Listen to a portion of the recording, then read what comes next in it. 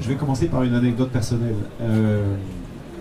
Cette thématique me tient à cœur parce que dans le cadre de mes études, il y a quelques années maintenant, vous imaginez, mais moins longtemps que Thierry, j'ai d'abord commencé par une formation universitaire à la Sorbonne, en économie et en économétrie, puis s'est posé pour moi la question, au bout de 4 ans, de continuer en DEA à l'époque, et puis de faire éventuellement un doctorat. Et c'est vraiment une hypothèse qui me tentait beaucoup, parce que je trouvais qu'en tant qu'étudiant en fin de maîtrise, on avait déjà atteint un certain niveau de réflexion, de travail, et que nos enseignants universitaires nous tiraient vraiment vers le haut d'un point de vue de notre capacité à réflexion. Je ne dis pas qu'il en est resté grand-chose 20 ans après, mais en tout cas, ça m'avait beaucoup marqué.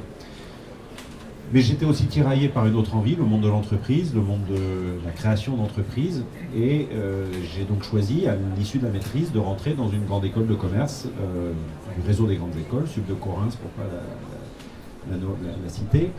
Mais ce qui illustre que, en tant que chef d'entreprise, j'ai vécu, moi, en tant qu'étudiant, finalement, le meilleur des deux mondes. À la fois le monde universitaire, adossé très directement au monde de la recherche, et en ayant des enseignants-chercheurs qui étaient des chercheurs de premier plan dans les domaines de la microéconomie, de la macroéconomie, de l'économétrie, etc., de l'économie politique. D'ailleurs, certains professeurs que je retrouve dans le conseil scientifique de l'IHEST aujourd'hui. Et puis, une grande école de commerce avec des méthodes très appliquées sur le management, etc.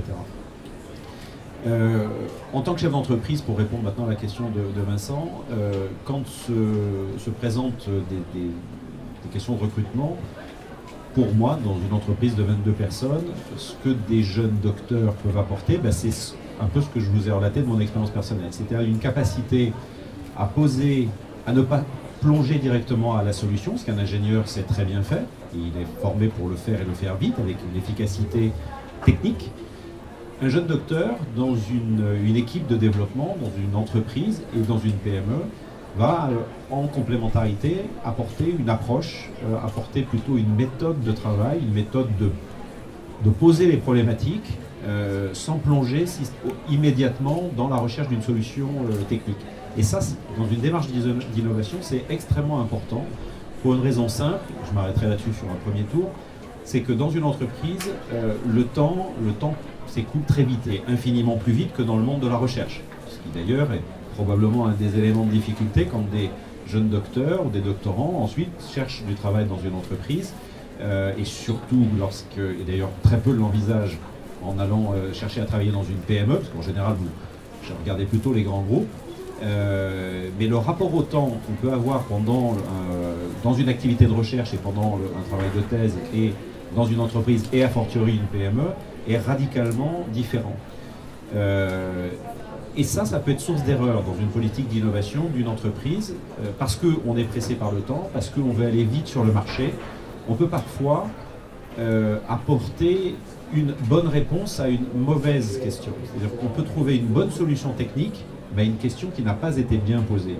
Et l'apport, je pense, de quelqu'un qui a fait un vrai travail de recherche en amont, un vrai travail doctoral, c'est de questionner la question.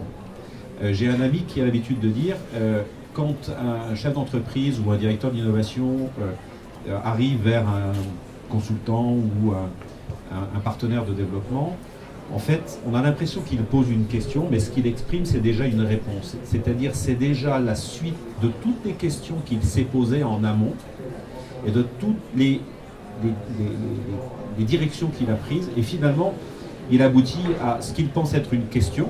J'ai besoin de développer tel nouvel produit, mais en réalité, la manière dont il formule la question est déjà en soi une réponse. Et le bon travail, et c'est là où vous avez une valeur ajoutée, à mon sens, extrêmement forte, c'est de remonter la chaîne des questions auxquelles on a déjà répondu et auxquelles on pense que finalement on n'a plus besoin de se reposer la question, et en remontant dans l'arbre de décision, éventuellement de suggérer d'autres voies d'atterrissage, de reposer la bonne question, auquel ensuite on saura trouver la bonne réponse. Trouver des bonnes réponses à une mauvaise question dans une entreprise, c'est pas un money maker, c'est pas un winner, c'est au contraire une perte de temps. Donc voilà, sur une première remarque, ce que je voulais partager avec vous.